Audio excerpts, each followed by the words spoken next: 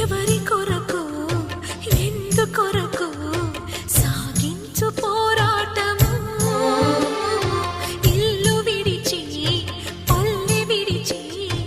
ఎన్నాళ్ళు ఈ నరకము